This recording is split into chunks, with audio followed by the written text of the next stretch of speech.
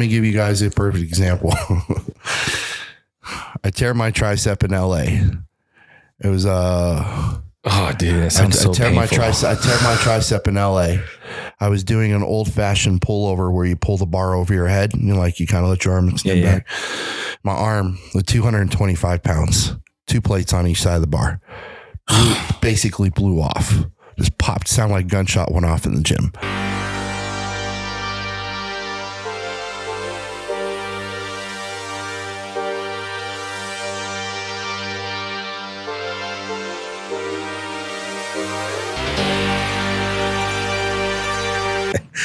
What's that hat for? New York Fire Department? Yeah. One of the 9/11 guys gave it to me. Oh, really? I usually wear it kind of around that time. Oh, that's nice. Yeah. Like to support. Yeah. Gary Panttila. What's up, dude? Another day. Another day, another dollar. Another day, another body muscle group that hurts. What's sore right now? What's sore right now on your body? My lower back. Deads? Bench press. Oh. Do you see the arch I was getting into? On Sunday? Yeah. So you're still sore from Sunday? Yeah. I'm not sore from pushing weight. I'm sore from bending my body to the point that it was the shortest range of motion I could possibly get. So I've known you for a short time. Dude, it feels like forever. It does. Because you've worn me out. Yeah. Yeah. And that's mutual. Physically? Physically and emotionally. Oh my God.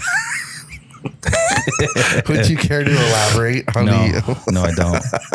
I would not care to elaborate. But I think I know where it's going. I wanted you on the show. There's a lot of people out there in the world that, they're cool, whatever. But the moment you meet Gary, you're just like, oh, this guy's cool. Like, I could hang out. I could chill with this dude. You know what I mean? Yeah. So that's the other reason. So I think you'd be a great fit on this episode. And I thank you for making the time to come out here and be a part of it, man. Oh, thanks for having me. So real quick, I know people watching, there's probably people out there that know who you are 100%, but there's also people that probably never met you, never seen you. So what I wanted to do is I wanted to take some time to kind of introduce yourself and just share your story, your journey, because it's incredible. You're a 5-time world champion, raw, clean, drug-free, world champion in powerlifting. One of those championships came in the non-drug tested worlds too. It's my very first world championship. I beat guys on the juice. And you were clean. 100%. Wow. Yeah. How long have you been powerlifting for? This November will be 24 years. So in the early beginnings of your journey, powerlifting, what first got you into the idea of powerlifting and competing at powerlifting? Did I share that story with you at the gym? Did I tell you how this all went down? You showed me your first medal. But did I show you the picture of the 2 guys that were with me? You sent it to me. I sent it to you, which people I'll put will it see. up right here. Yeah. So the guy in the middle was where this all started. I don't want to say his name because there was a lot of rough stuff around his death, his passing. Oh, he died? Yeah, he's no longer alive.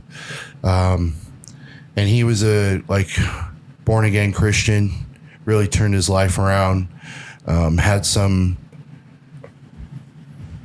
pretty heavy cartel family ties. Had to disappear for a while. Yeah.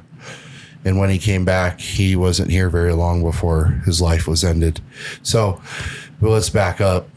Wait, so he was murdered? It was suicide. Oh, man. It was a suicide. But a Christian guy like that, having meth in his system and cocaine and hookers, no, that's not something. So it was probably set up to look like a suicide. I mean, probably. But so, wow. I was, if I can paint this picture, it was 5 o'clock in the morning. It was a weekday. And I was in the Northwest YMCA which had only been open for a short period of time, maybe 3 or 4 months here in Tucson. And there was a gentleman squatting in the squat rack, and I was working as a trainer. So I was working the 5 a.m. shift, and there was a guy squatting in the squat rack. I looked over, he put a plate on. He did like 5 reps. Put another plate on, did like 5 reps. It's 225 now. Put another plate on, did like 5 reps. And we're talking 315. Puts a belt on, wraps his knees, goes to 4 plates. I'm like, oh my God, that's 405. I'm 17. I've never seen 400 pounds before. He squatted 405 for like 5 reps. So when he got done squatting, he was sitting down, and I went over to him and I said, like, what do you lift heavy for? And he said, like, I compete in powerlifting. And what does that mean? He's like, well, you max your squat, you max your bench, you max your deadlift. I was like, oh, okay. That sounds interesting. And he's like, you got to train for it, but you know, it's fun because it gives you something to do. I was like, well, how do I get into that? And he's like, I own a gym. And I was like, you own a gym, but you're training here? And he's like, I got to do community service here. I was like, oh, okay, that's interesting. So he's like, listen, man, he's like, if you want to get into powerlifting, come see me at my gym. And so I was 17, didn't have a car. I think I had my license, but grew up, you know, not middle class, definitely lower class. So, you know, my dad had a car, or we had one vehicle in the family. You know, my dad worked his butt off, but I had to catch buses to get to this guy's gym. So I had to catch 3 city buses one way to get to his gym. When I got to his gym, I realized real quickly I didn't have money to be in the gym. So I went to him and said, you know, sir, this gym is beautiful, but like I can't afford a membership. And he's like, Gary, can you clean a floor? Can you scrub a bathroom? Can you clean mirrors? I'm like, yes, sir. He's like, clean the gym and I'll give you a membership. I'm like, well, what about powerlifting? And he's like, yeah, just do some sets of 5, some sets of 3, you know. It was like 6 weeks till a competition. It was the Arizona State Championships. So I cleaned his gym.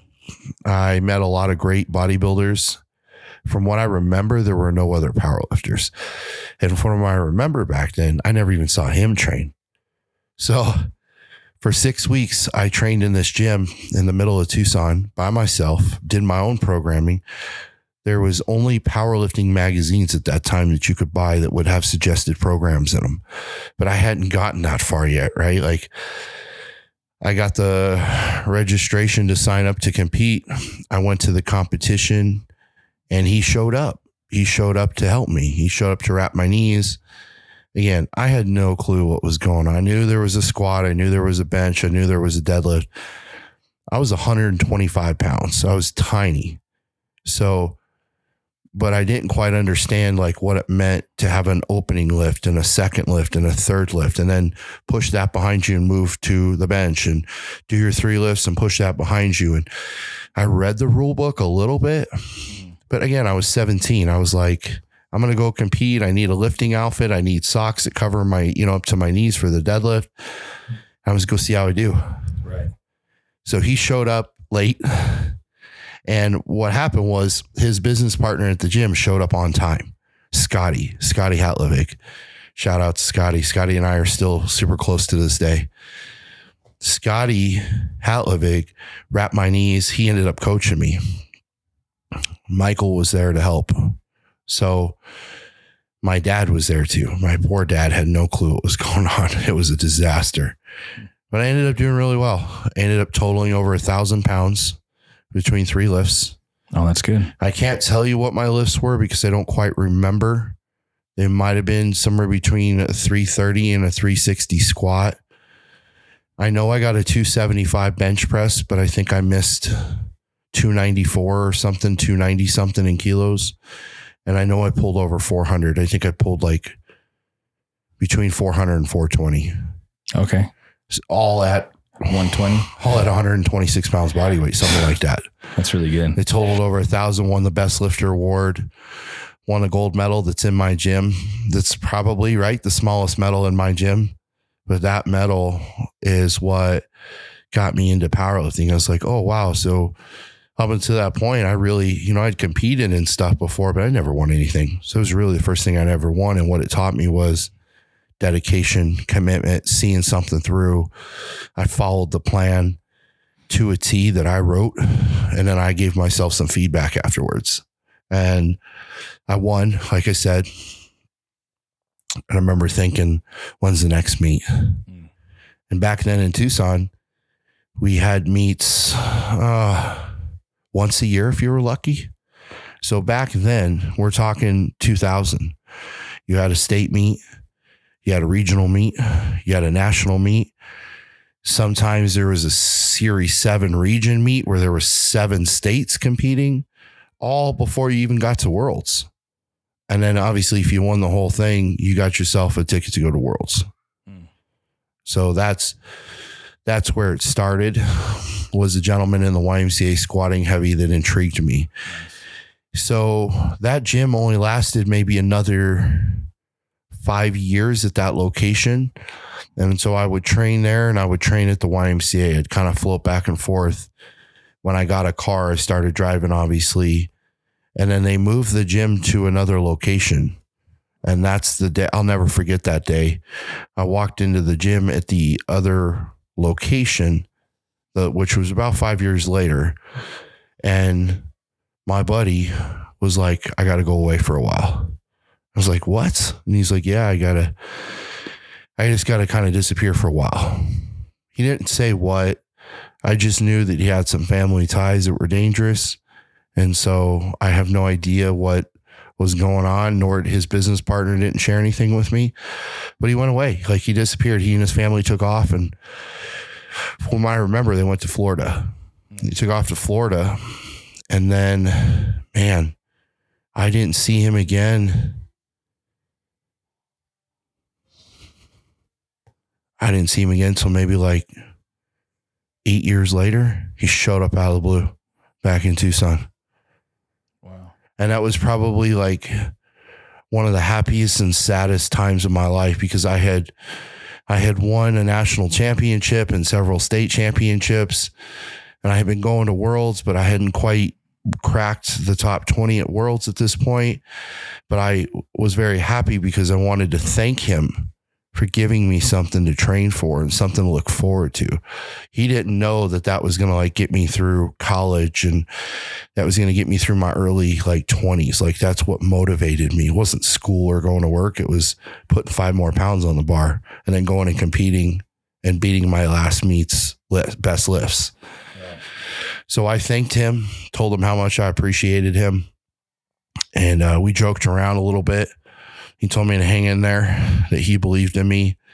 And then he passed away maybe a year or two after that. I got the call from Scotty that he had passed away. Oh, and man. we were in total shock. We were in total shock. The whole community was in shock. A lot of people knew him. He was a very loved person.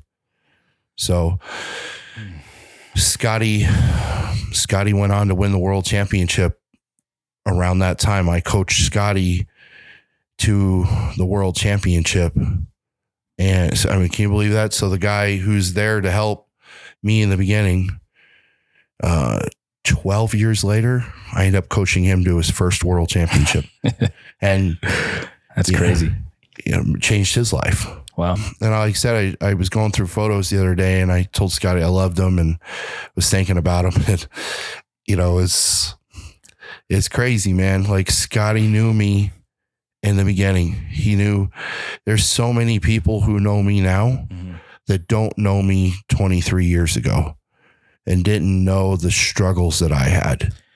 And so it's not about where I am today. It's about what I had to do to get here, that I try to bring that message to young kids now, that all it takes is one person to tell you that you could be good, or that you have an opportunity to do something great. And when that one person believes in you, if you believe in them, you can do, sky's the limit for you. It's interesting you say that, because that's what you told me. I first met Gary at the wellness center, and then I reached out to him because I heard that he was a trainer. And I was looking for somebody to show me how to bodybuild. that's what I was actually doing, a 12-week program by myself. Yeah. And I said, hey, I want to cut down to like 230 pounds. At the time I was 270, and wonder if you can show me how to bodybuild. Do you know how to do that? He's like, I can train you. Come to my gym. So I went to his gym, and long story short, we did a chest day and put some big numbers up, and he was like, hey, you're not going to cut weight. I'm like, what? He's like, you need to go to Worlds with me. And I'm like, you're crazy. Like, there's no way. And it was just us at that point. Yeah. I mean, to see since that point what this thing has turned into is madness. Yeah, we've added Nathan Prieto to the team. We've added Andrew. So 6 guys on the team right now. Yeah, we have a pretty serious team where I think almost everybody benches over. It was you encouraging me and saying that you believed in me to like even get me to this point, right? Because I at that point 315 was my max, and so he's like, all right, you're gonna go ahead and do as many as you can. I'm like, I've only ever done 1 rep at 315, and he's like, no, you're gonna do as many as you can. I was like, all right. I did 9 reps. Well, and good for you. You don't have to go through the struggles that I had to go through to figure out, how do I get to Worlds? What does that programming look like? And who's going to coach me? And all the struggles that I had to figure out before there was like really the social media thing. So when did you realize that you wanted to become a world champion? Right away. Okay. As soon as I won that meet, that gym I was training at had a world champion powerlifter in it. And you just knew. Well, so he wasn't the nicest to me. He and his training partner were, I wouldn't say they made fun of me, but they picked at me and they poked, because again, at this time, I'm probably 165 pounds, maybe 155 pounds. So we're fast forwarding, probably 3 or 4 years later after I started. So I'm probably 21, 22, going to college, and I'm training in this gym, and everybody's like, that guy's a world champion. I'm like, oh, wow. And they're like, no, he's the best. So I went up to him and said, sir, can I train with you? And he was like, no, you can't. And so I asked why not. And he's like, I don't take on people I don't know. I don't coach. I don't have the time. It's pretty serious. I was like, okay. Well, I kept training, and they saw I was consistent. But it come to find out, fast forward 24 years later, how much as a powerlifter, you want people around you that are consistent. I don't care how strong you are, but if you're going to show up on time, and you're not going to cause me problems, and you're not going to set me back, or you're going to pull the whole team down, I would rather take you and train you and build you up than have to argue with you about your thoughts and your theories, and being late, like all the things that go with people who are entitled. So I don't know, maybe 2-3 months later, that dude finally gave in and he let me train with them. He let me train with them, and I asked him questions during training, and he wouldn't talk to me. He was like, we're not allowed to talk during training session. Really? You can ask me questions when it's over. And we're thinking, what a jerk. Everybody looked at him like when he walked, the whole room parted, like, this is the real deal. He's probably not even alive anymore, because at that time, I think he was 60 or 65. But he was a jerk. And all I remember was, I'm going to be so freaking good someday. I'm going to wipe this dude's name out of people's brains and their mouths. They're never going to talk about that guy ever again. And yes, I wanted to be a world champion, because that in our sport that's the cream of the crop. That's the Super Bowl, the worlds. Mm-hmm. Back then, they didn't have drug tested, non-drug tested worlds. It was just non-tested. Everybody and their brother was on stuff. So it was, and back then they didn't, like, those guys they didn't have protocols and like they probably measured what they were taking besides TRT, but there was no such thing as TRT. It was testosterone and everything you could jam in your body to make yourself bigger, faster, stronger. And I knew I didn't want to be like that either. So when the opportunity came to go to Worlds, I remember being grateful and thankful, but I remember that dude was in the back of my mind, basically making it really difficult for me. Sorry about my son screaming. It's all good. What were you going to say, Paul? Go. So I'm going to do on number 3. So you mentioned humility and discipline, right? Being two of the qualities, characteristics that are like most valuable. Would you say that from you started at 17, before that, were those 2 things that you were lacking of, or were you already pretty much a humble kid, a disciplined person, maybe an athlete that you already started learning that kind of those kind of traits? No, I couldn't play sports. I was too little. I hear you there, brother. I was too little. I wasn't athletic. I wasn't fast. I wasn't strong. Also, my parents didn't have money to put me in sports. Looking back on it now, though, most of my family's passed away. So from what I remember, my mom was the perfectionist.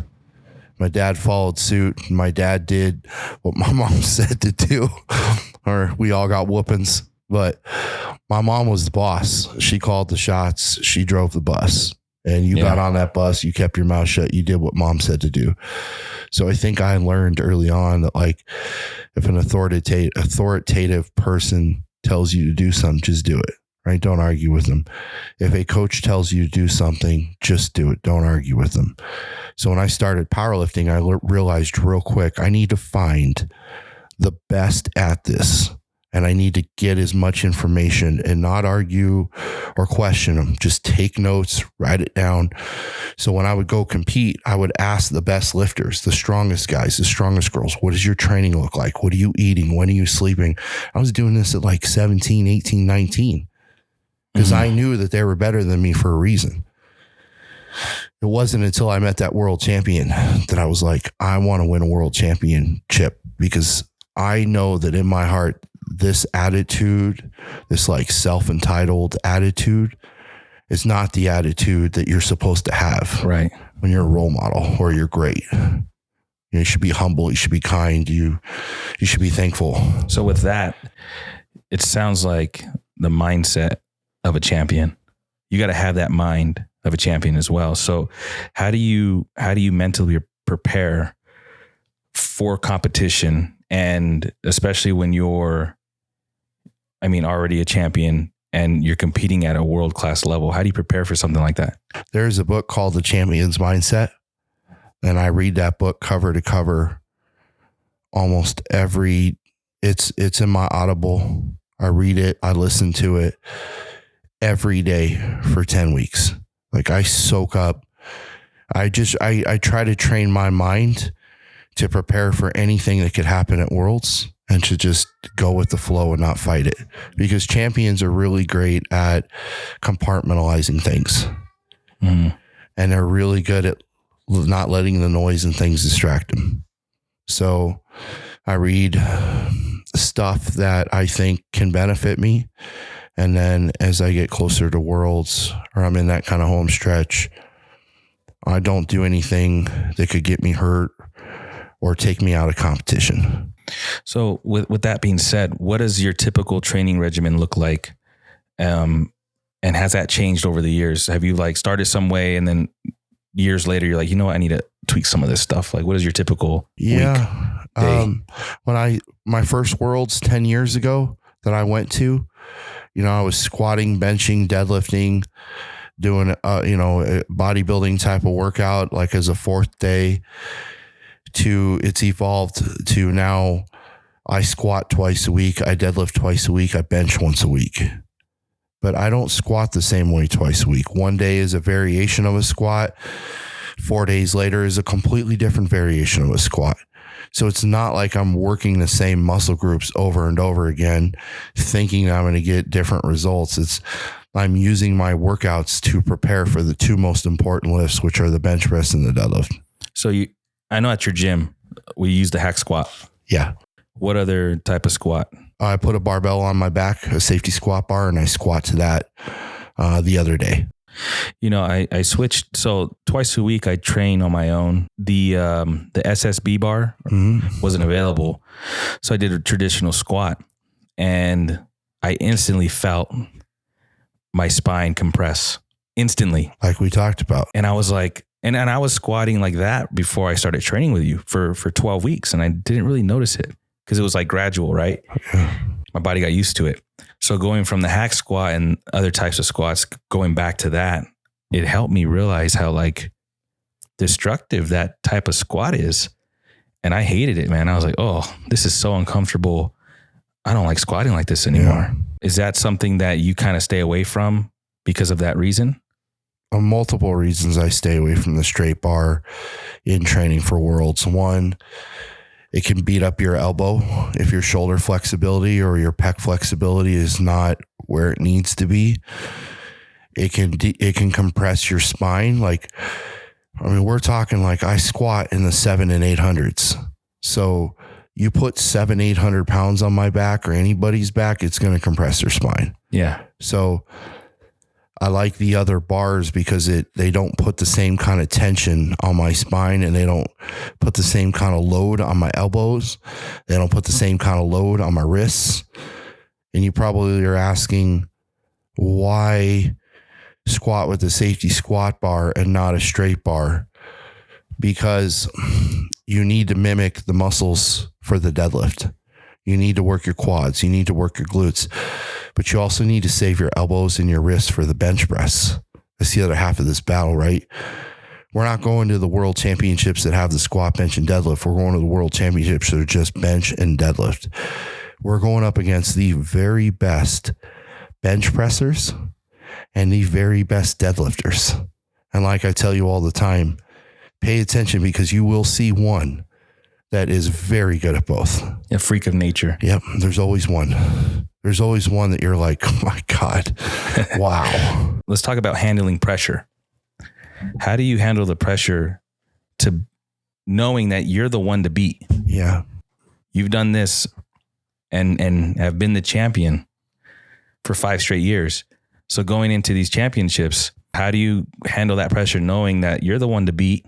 How do you keep pushing forward, even though you've had this much success? Like you gotta think like, oh, is this going to be the year, that the streak is over? Like, how do you handle that? Well, I don't ever think that I could be beat, but I also don't forget that there is people out there that are stronger than me. Mm-hmm. They still got to go through those 6 lifts. And I'm not thinking about any other lifter. When we go to Worlds November 9th to compete, I won't be looking at what other lifters are doing, but I guarantee you they will be looking at what I'm doing. And I know that I have real estate in their head and I own them. Mm. And when you take up space in someone's head and they're thinking about you, it's a done deal. I'm cutting the head off the snake at that point. They've already lost the battle. They've lost. So set that mentality aside. I was on TV yesterday on the news, and they asked, how does this world championship rank amongst all the others? Like, which has been the hardest for you after all these years? And my response was this one, because I am older. I don't recover as well. I have the mental toughness. I have the focus. I have the team around me, but I also have 12 to 24 other countries sending their very best super heavyweight to take me down. I'm not worried about that because I have you guys behind me. If I can beat you guys in training, I can beat anybody. You guys give me a run for my money. And that's how I look at it, is you guys are my pack of wolves. Hey, Nathan's a beast, bro. Shout out to Nathan. So you mentioned recovery. How important is nutrition and recovery in your routine? And what specific strategies do you have, like that have made the biggest difference for you? Discipline in your nutrition is as important as discipline in your training. Discipline in your recovery, in my opinion, is more important than your training. You have to recover. If you're not recovered, you're not going to get to the next workout. So what do I do to get ready for the next workout? I go to the chiropractor every week and I get adjusted. They can adjust you? Yeah. Today I actually got a pop. Yeah. I got a pop out of my back. That's crazy, dude. But I also experiment with stuff.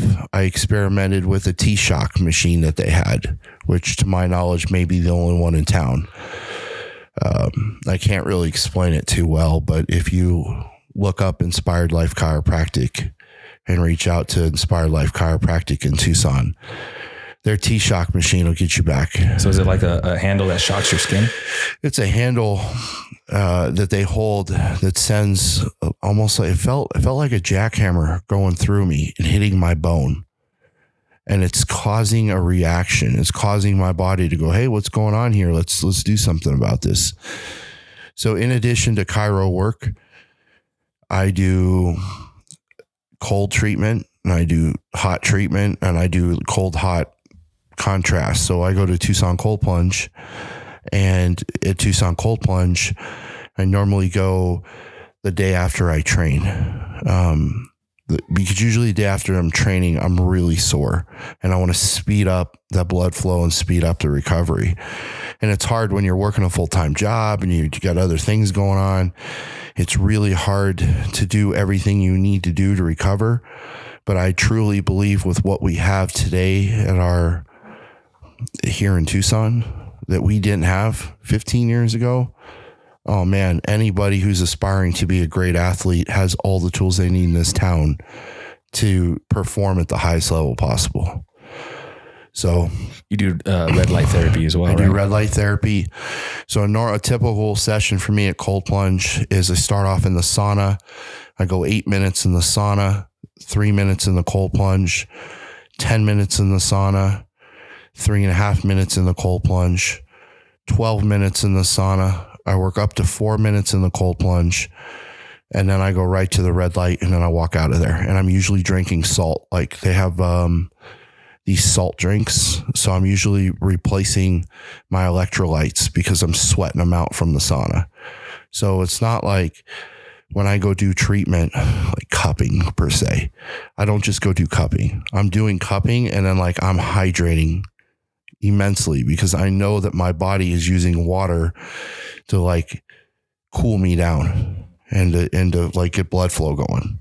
So I try to think of like, what am I doing? How's this going to benefit me? And what more can I do? Right. And every year it's what one more thing can I do to get better? And if you apply that to life, you can do some pretty good things in life. Just carry that outside of powerlifting, you know? That's like, good. Can you take better notes at work? Can you ask better questions? Can you get better sleep? Can you be a better person to people around you? Right. So in being in this type of, I don't want to call it work, but it is work, right? It's not your job, like full time, right? You have a full time. I have a full time job doing business development for Tucson Wellness, and then you have this, and then I have training, and I also train people. I'm a hustler. You do personal training as well. I do personal training. So if you want to hit me up, it's Gary L. Panttila _ on Instagram, or send me a message on my YouTube channel, which is just Gary Panttila. So what we'll do is we'll tag your handles under the video. So in doing this personal training, competing at the world-class level, can you tell me about a time when you faced a significant setback, whether it was an injury or a defeat or a personal struggle, and how did you overcome it? Have I told you how many worlds I went to before I won my first? You told me. Yeah. I went to 4 world championships. You know what my best finish was? It was 20 out of 25. And then the next year I won the whole thing. So you went... I went... Dead last almost. Dead last. I was bottom of the pack. So what in that year, what changed? I won in 2015. In 2014, I decided after getting back from Worlds, I could have trained harder. Oh, okay. I could have done more things. I could have stretched after workouts. I could have stretched longer before workouts. Is stretching important? I think it is, because I think every time you train, your muscles contract. And when they contract, they shorten. And then they need to go back to their lengthened state of being.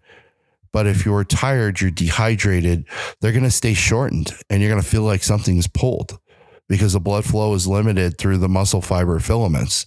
So you do need to be loose. But I went to 11, 12, 13, 14. So 2010, 24 out of 25. 2011, 24 out of 25. 2012, 23 out of 25. 2014, I thought it was 20 or 22. It was up there. It was better, one position. And I had every right to come home and be like, no, dude, this, like, enough's enough, right? Like, I'm good enough to win nationals, but I'm not good enough to crack the top 20 at Worlds. Fun fact, I would come out of the World Championships, like, I'd come out of the squat in the lead. I had one of the best squats in the world at that time. And then we would go into bench and I would still hold my position. But by the time we got to the deadlift, I would lose everything. And I tell kids every time I train kids, the competition is won and lost in the deadlift. You can be an awesome squatter.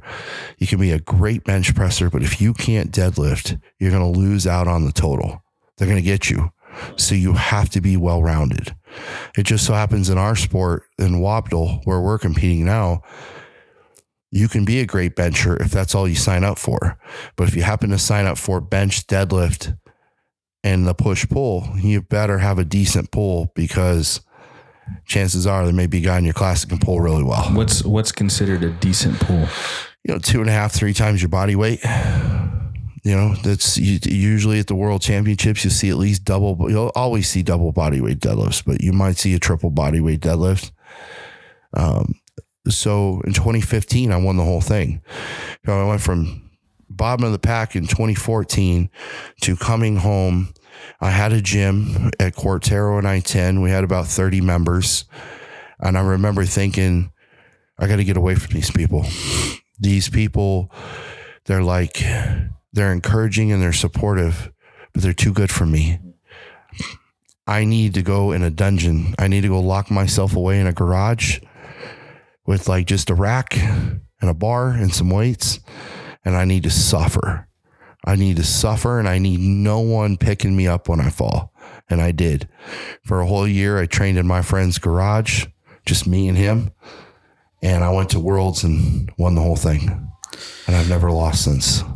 The judging, like at Worlds or at the competitions, is it just based on the heaviest weight, or do they look at form, or what else goes into consideration when they're judging the athletes? So when it goes into judging, the judges don't care about the weight on the bar. They care about your technique and your form, right? So each judge is positioned to look for a certain thing.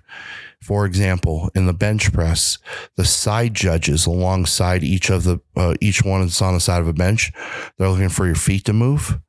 They're looking for your butt to come off the bench. They're also looking to see if you jump the command that the head judge gives you. So if the head judge says press and you already press prematurely, technically the head judge will red light you, and so should the side judges. Fun fact, I'm also an international referee. So when I judge people at the gym, I judge as if I'm at Worlds. And I've been an international referee since 12.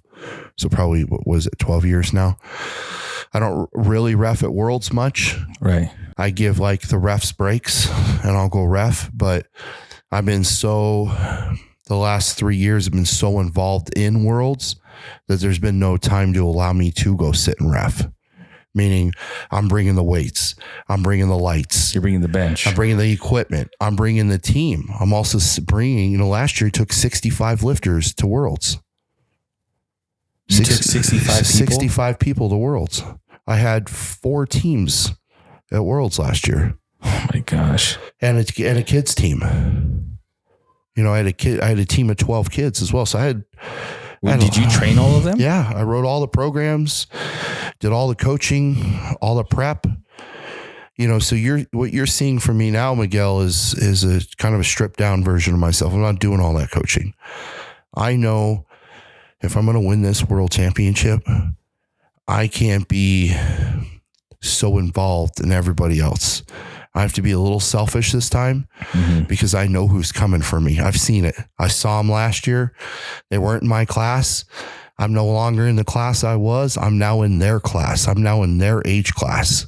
I aged out of my last class. Who comes to mind? Oh man. Who are you coming for? I mean, I'm coming for myself. If I'm healthy, you asked the question about injuries. I've had really bad pec tears. I've had really bad shoulder tears. I've broken my shin. I've totally destroyed my back and torn up my back. I tore my bicep. I tore my tricep. If I'm healthy, Miguel, I'm not coming for anybody. I'm coming for the best version of myself. And you've seen glimpses of me when I'm on. And you got to ask yourself the question, do you think that there's anybody in the world that can beat me if I'm on? I don't know what to think. I don't even know where I'm going. This place you're telling me, I don't even know what to expect. And I want to keep it that way until I get there, because if I overthink it, it's going to be at the forefront of my mind the whole time we're training. You know what I mean? I'm just like, okay, just show up when and we listen get there, to me. we'll just do it. Just listen to me, listen to the other coaches we have, and you'll be fine. How many reps do you have to do when you're competing? Just one good rep? 3 attempts, right? So you have your first lift, your second, and your third. You have to get a lift in to be eligible for a medal. So like, let's say you sign up and there's nobody in your class, but you miss all 3 lifts. You don't get a medal. Well, let's say there's nobody in your class and you get 1 lift in, but you blow the second and you blow the third. You're now eligible for a medal. You can get a medal. Now, how it works though is there's 10 to 12 guys in your class, and they're the best from all over the world. And they are arguably the best in their country, right? So it's a matter of who's going to open kind of light, kind of aggressive, and then what's going to happen to the pack. So I'm not going to give up my strategy publicly, but I have a strategy that I think I'm going to use to go after these guys, because as much as I try to hide, now that I'm back on social media, I can't hide anymore. They're watching, they're listening, they're looking. And we're about to post some fire.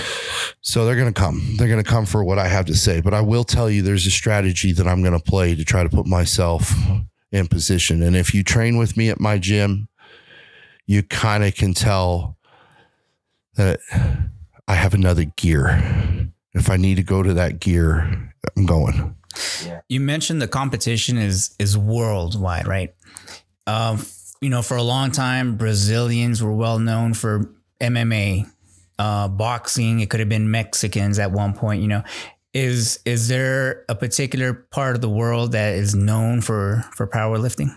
Russia's pretty good. Brazil's pretty good. They're wrestling bears from like the age of 6, right? You told me Russia's not coming. No, Russia's coming. Oh, Russia's coming? Russia's coming. Russia's coming. Finland's coming. Brazil's coming. Canada's coming. Mexico's coming. I'm not worried about the Canadians. They're too nice, bro. You're in a great spot, Miguel. You're in a very awesome spot. You didn't have to go to nationals to qualify. I took your name and I said, I'm vouching for this guy. He knows the rules. He can follow the code of ethics. He's a quality person. He needs to be at Worlds. He needs to be on my team. I'll vouch for this guy. Like, he knows the rules.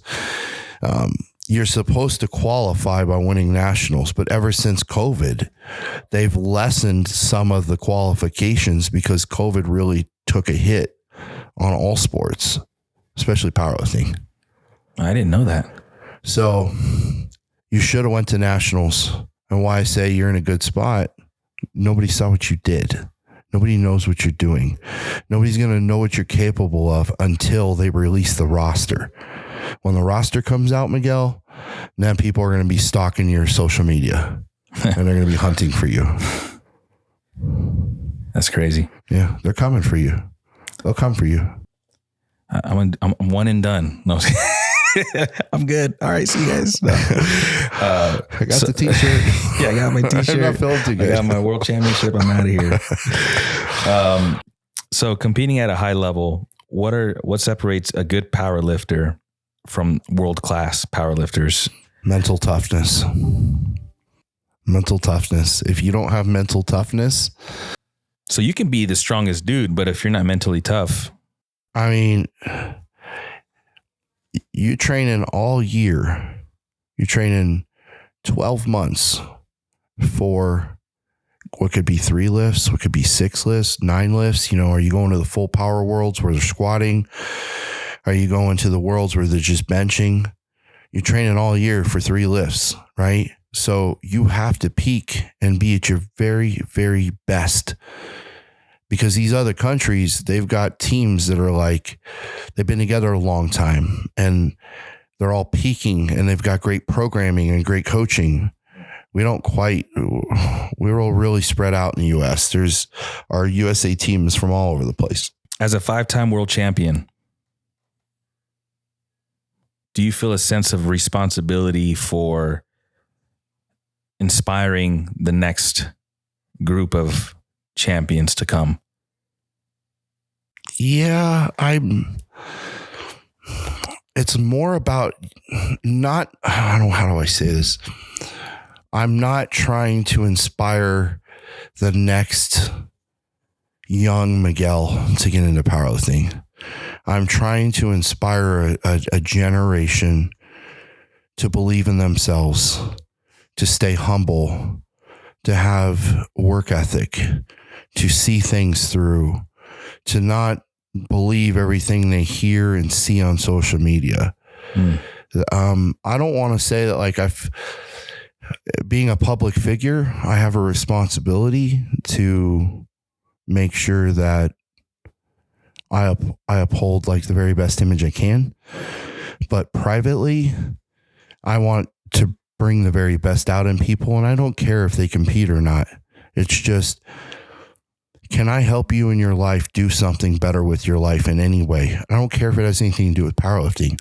Like, can I do something to help you? Are you struggling? Is there anything I can do to help you? And will you be willing to do that for someone else someday?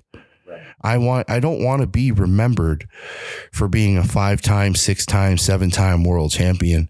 I want to be remembered. I want people, when they say Panttila, that they know there was a guy who gave people the shirt off his back, asked for nothing in return, right? Like I just want the best for people, and I want people around me that want the best for me. That's good. What advice would you give to somebody who's just starting out? Stay humble, stay patient, be dedicated to your craft, learn as much as you can, and look at the longevity side of it. How do you do this day in and day out, year after year? It's been 23 years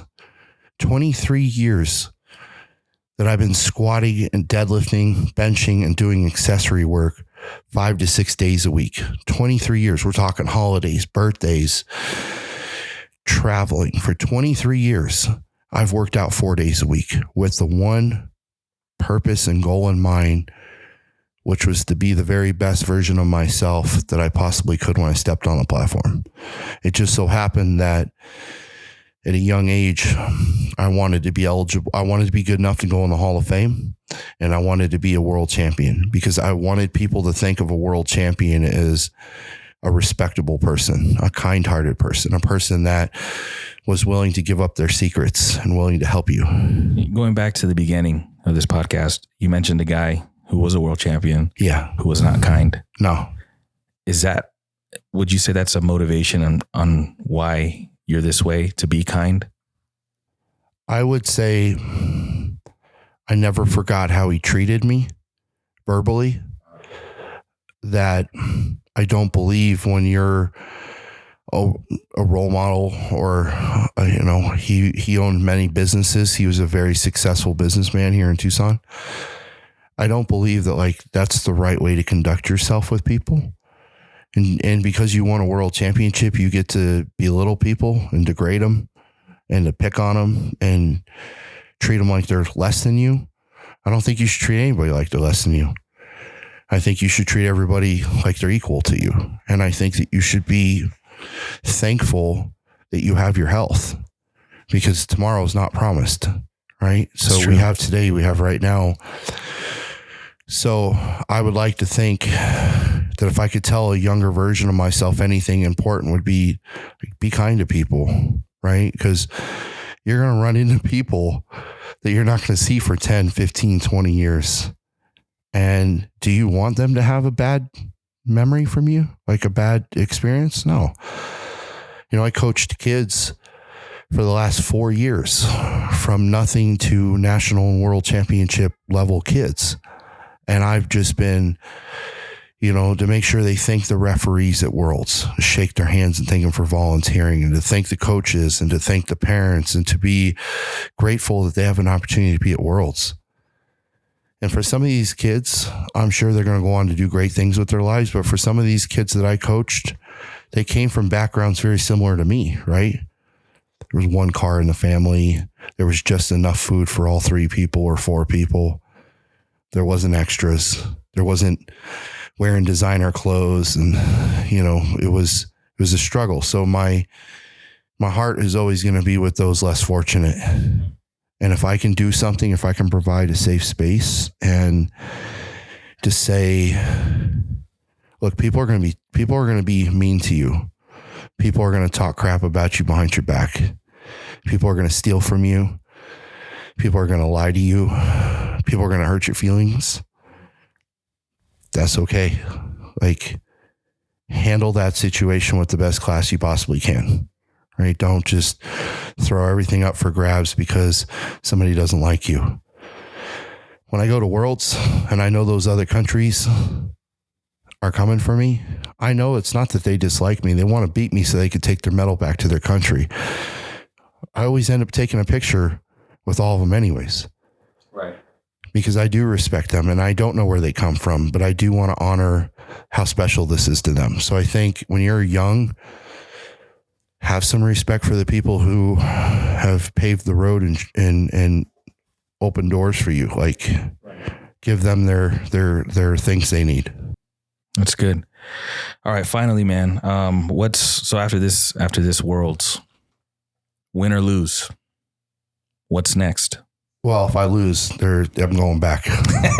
Okay. If you win, what's next? I win. I should say when you win. When I win, I don't think I'm ever going to compete again. I think it'll be over. I think after 24 years, winning number 6 has been by far the hardest. My life has just changed so much that the amount of recovery that I have to do just to perform outweighs the amount of time I have to spend in the gym training. Because what, you're 30? I'm 40. You're 40? I'm 40. When's your birthday? December 21st, 1983. Okay. I'm a Sagittarius. Can I ask a question about that? No. Because you meant. I'm sorry. Yeah, We'll edit it. No. We'll edit it out. that was good. Now you see what I deal with every day. Every day, twice a week. It feels like every day. Yeah. He's hearing your voice on the days off too. Poor guy. Because you were saying about the recovery time, the various injuries that you listed earlier. I mean, man, those are rough. I had a buddy that tore his pec muscle. I had another buddy who tore his Achilles. I mean, I know they take a long time to heal and to recover from that, man. You said your bicep's still torn. Half of my biceps hanging off my arm. Still, yeah, and he's still pulling 800 pounds. So that was going to be my question: is when you have a part of your body that's severely injured like that, what are you doing to stay consistent with the training? I mean, I know you can't ignore it because you're going to hurt it more, right? I mean, you just keep training. What are you shooting up, brother? You don't take time off. Every recovery thing I possibly can. I mean, are you just concentrating on other muscle groups? No. So let me give you guys a perfect example. I tear my tricep in LA. It was oh, dude, that sounds so painful. I tear my tricep in LA. I was doing an old fashioned pullover where you pull the bar over your head and you kind of let your arm extend back. My arm with 225 pounds, 2 plates on each side of the bar, basically blew off. Just popped, sounded like a gunshot went off in the gym. I'm living in LA and I'm living in Tucson at the same time. Well, that coming weekend, I had a meet. That Saturday, I had a meet. So I tear my tricep and... Wait, you still went to the meet? Yeah. Oh my gosh. So tear my tricep. My tricep, which I'll send you pictures of, was purple from my elbow all the way to my pec. Completely purple. My arm looked like completely like just trashed. It was all like little. At first it was puffy and then it was little. There was no muscle on my arm. Set a world record squat on that Saturday. Squatted like 675 or something with the torn tricep. We basically like duct taped my arm together. So all I had to do was just get up underneath the bar. And like, once my arm was there to hold the weight, like I knew I could, my legs were fine. So, 5 days after tearing a tricep, I squat like 675 pounds. The bench was the worst because I could only do the bar. So I had to do the bar. Otherwise I was out of the competition. So I did the bar, and then the deadlift. Did that hurt? It was horrible. That's 45 pounds. It was like 450,000 pounds. It was unbelievably painful. How long did it take you to get it up? That's what she said.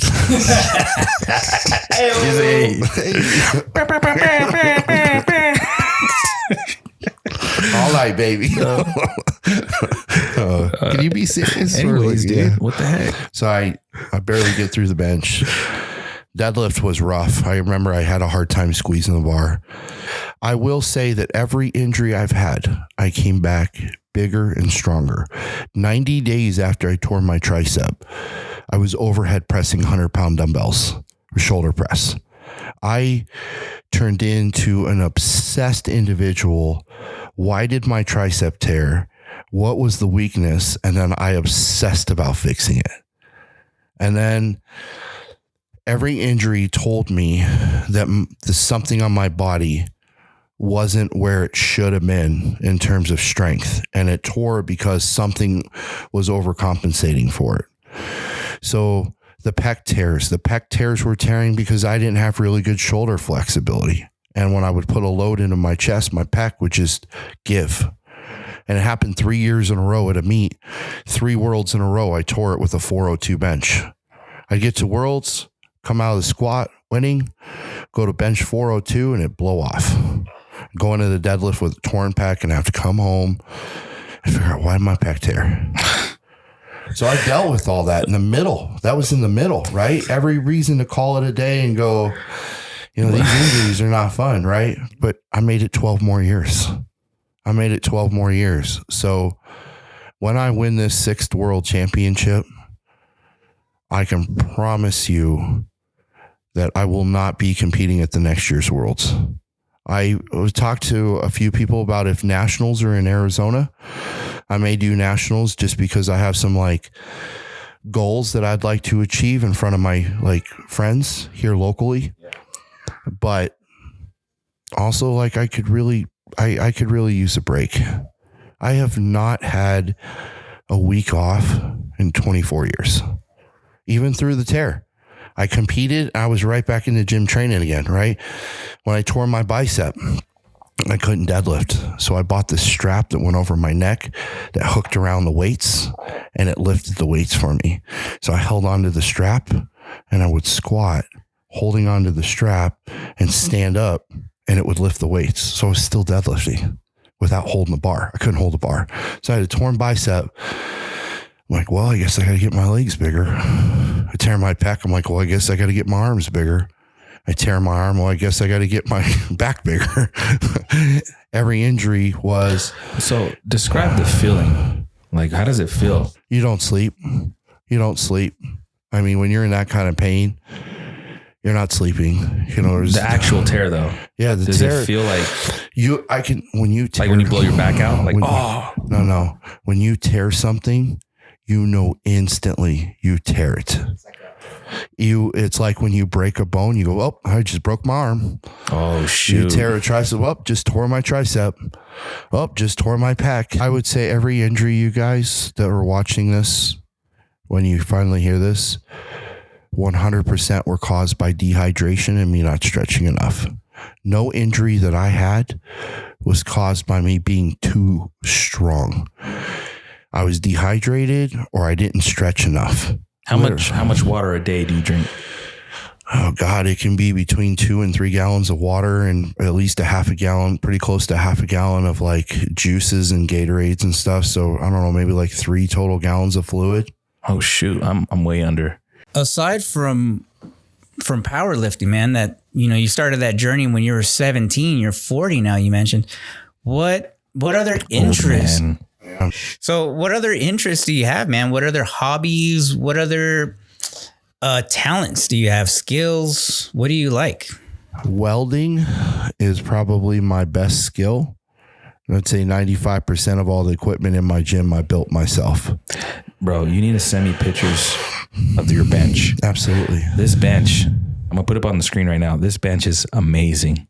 It's beautiful. It's like a teal green with orange. Yeah. Bro, the way I've never seen a bench like this in my life, and it's so comfortable. Yeah. So I built all the equipment for Worlds last year, like everything. I built the light box, the light tower, the deadlift jacks, the bench presses. I built everything because they were like, hey, Gary, can you supply the equipment? I was like, yeah, sure. What makes me the most happy if I have 5 minutes and that's all I have? Playing guitar. If I could quit my job, if you told me, Gary, you got to give up all 6 world championships, this one I'm about to get, got to give that up. Yep. You got to give up 23 years, all the friendships, everything to do one thing. What would it be? And I would say to be able to sing and play guitar live for a living. To be blessed with a good enough voice to be able to go play music for a living and to travel the world and make people happy with music. I've been playing guitar on and off my whole life. I quit it a lot as a kid. It just was very frustrating and difficult. Then when I got older and I started developing patience from powerlifting, then I realized, guitar is no different, right? You got to practice technique and form, and then you build on those skills. So in 2020, I wasn't seeing my family much, and my mom said, I want you to spend time with your dad. And I was like, well, dang, I don't know, what my dad wants to do. My dad's been playing guitar his whole life. So I bought a guitar on Craigslist for $100, taught myself all the chords, taught myself rhythm.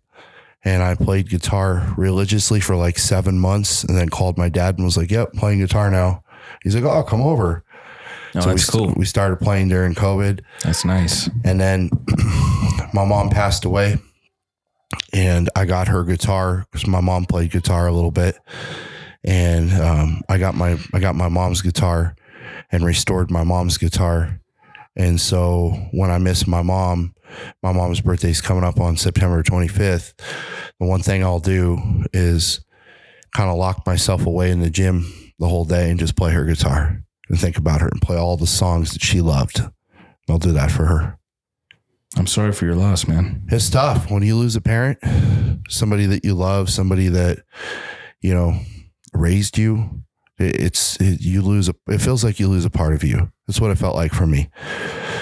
But guitar brought me so much joy in my mom's passing that I like to think that when I play guitar, my mom is looking down on me and she's smiling and she's telling me, keep playing. And again, if I could, I'd play music for a living. If you could tell me I could quit my job and go play for a living and survive, oh man, wouldn't even think twice about it. I love music that much. Yeah, me too. That's awesome. I used to be in a couple bands with the church and stuff, and I don't play as much as I used to. You see the guitars up here, but I share that passion as well. You know, what are the bands or musical influences that you like? Well, I love all types of music, but because I've had a gym and a private gym, and Tucson has had some pretty big bands, I've been very lucky, blessed, fortunate, whatever you want to say, that when some of these bands came through downtown, and they heard that there was a dude that had a private gym and they wanted to work out, I ended up getting a lot of these bands in my gym. So about 2 years into playing guitar, I met some very good, very famous bands like Avenged Sevenfold. I've played music with some of the members from Ghost. I mean, I can't even, like, if I actually sat down and wrote a list of the amount of people who have come in my gym to just work out, and then I was like, hey, do you have a minute? Yeah. Why? What's up? Well, I've got an extra guitar. Can I just play rhythm? Do a jam? You get jams? You do your thing? That's absolutely. That's cool, man.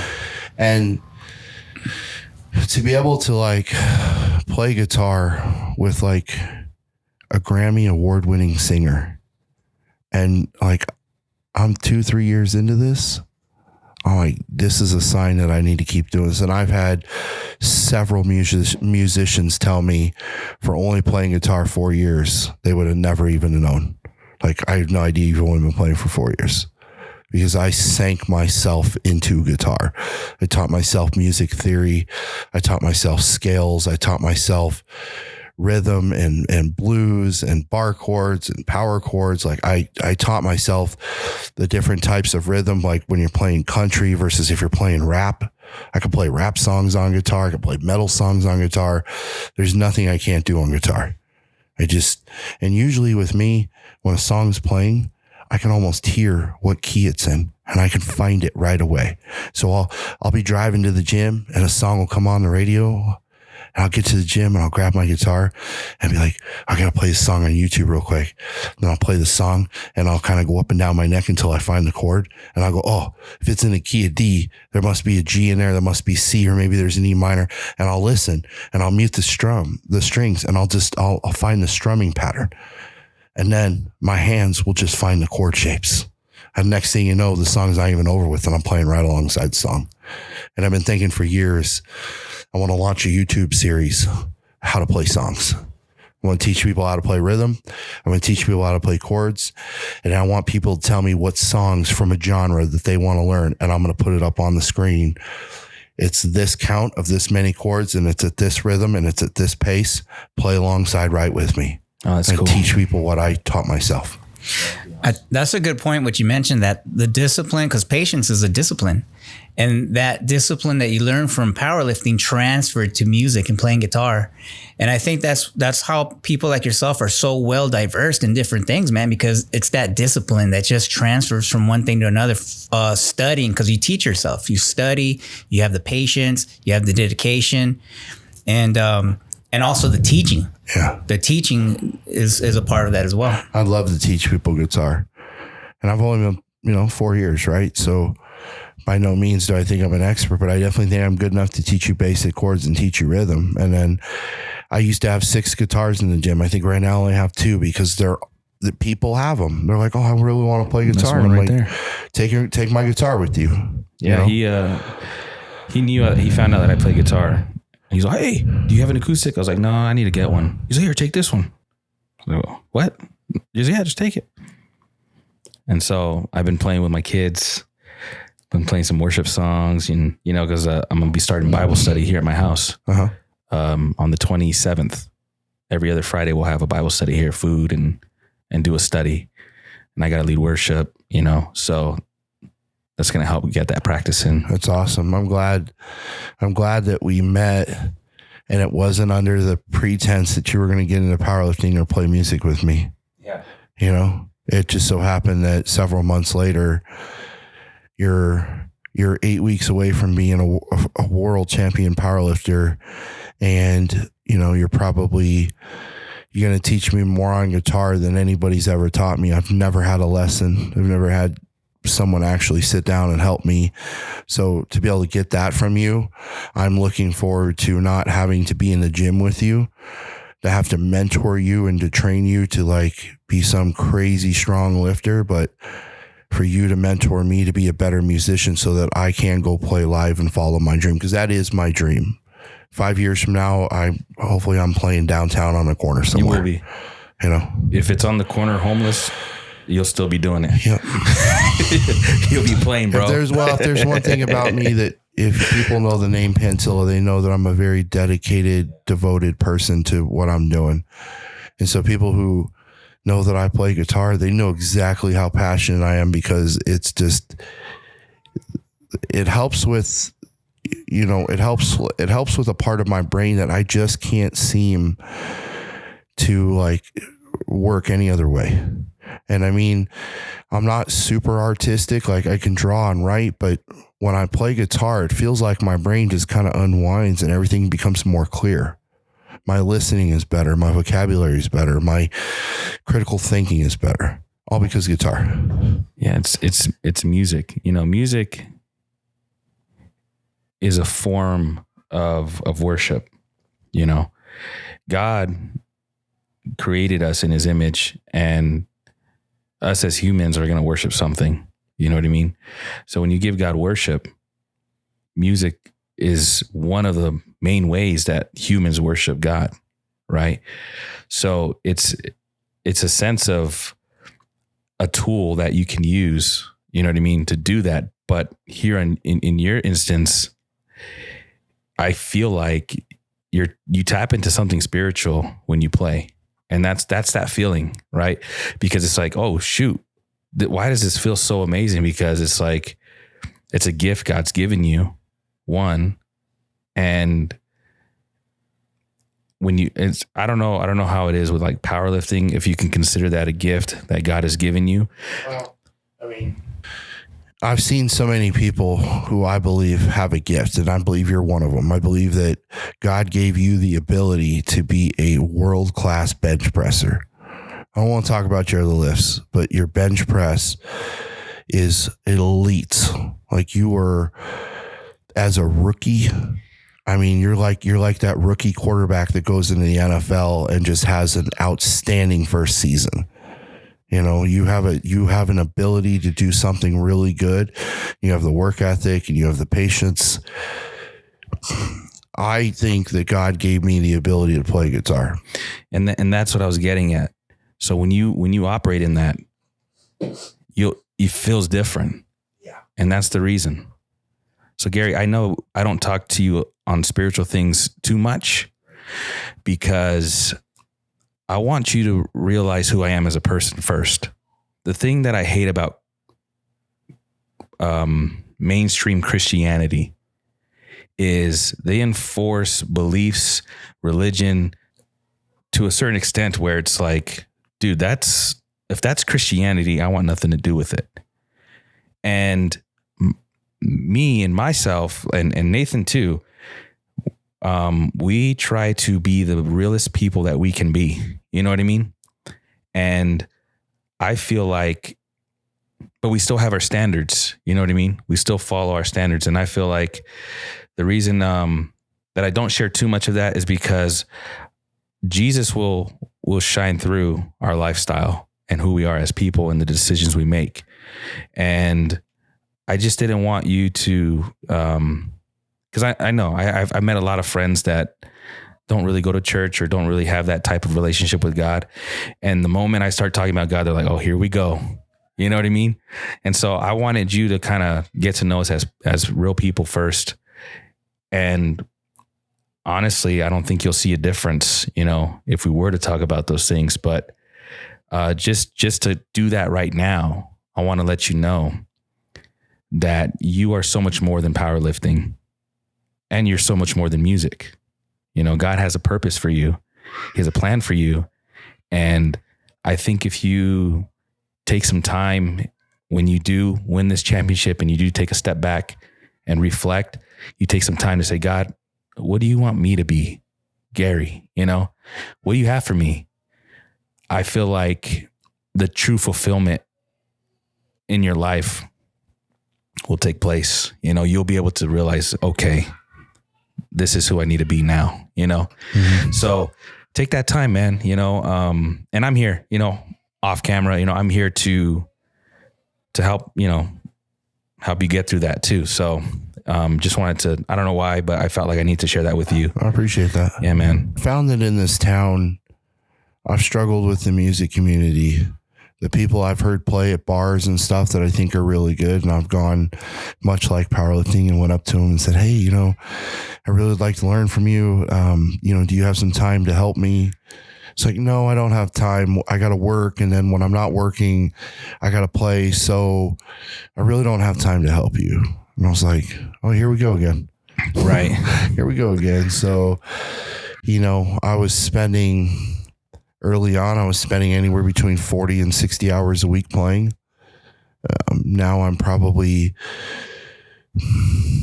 got a running count on my phone every time I play a song that I've never played before. My phone recognizes it. It's like a trainer. So I'm up to like 2,715 songs in 10 months. So I hear a song and I go play it. If I love that song, I'll go back and play it again. And it can be it can be all kinds of stuff. Like I said, it could be rap, it could be country, it could be worship music. I started off teaching myself how to play guitar, playing worship music. There you go. Because of the chord patterns. See, I didn't even know that. And the rhythm. I didn't even know that, man. Yeah. I started listening to, you know, very, very popular worship songs and ran down the rabbit hole of like, how are these people in such good sync? And then started studying worship bands and the chords that they used and the rhythm. And that's how I taught myself guitar. See, I didn't even know that about you, but it correlates. Yeah. And that's what I was getting at is there's a connection. And that's why music is so effective, even in the secular world, because I mean, who was the worship leader in heaven? Satan. And that's why there's so many people, like you go to concerts and that could very easily be disguised as a worship service, but for the wrong person. Right. So it's like worship and music are heavily entwined, heavily. So, but, that's great, dude. That's great to hear. I think I'll insert that probably before the ending that we made. Yeah. You know, I do, I don't know if this is real or not, but I do feel like when I go to Worlds and I get to see these top level lifters and maybe there's a translator with me and I'm talking to somebody from another country and I'm usually like, what do you do outside of lifting? There's always something. And it's something, you know, it could be riding motorcycles or it's racing bikes or it's, it could be he's a pastor in his church or he's a guitarist. I found weird a lot of the top level male powerlifters were like welders or fabricators. They had to make their own equipment because they didn't have the money or they didn't know where to get the equipment they needed, or they're musicians. Some of the best musicians I've ever played with, musicians that are on tour right now, are really good at something else. That's cool. It's incredible. Oh, Gary, thank you again, man. I appreciate you. I know it's late. Yeah, gotta go eat. Yeah, gotta stay fluffy. Yeah, we're all good to go. You good? All right, cool. Thanks for having me. Yeah, man. Thank you.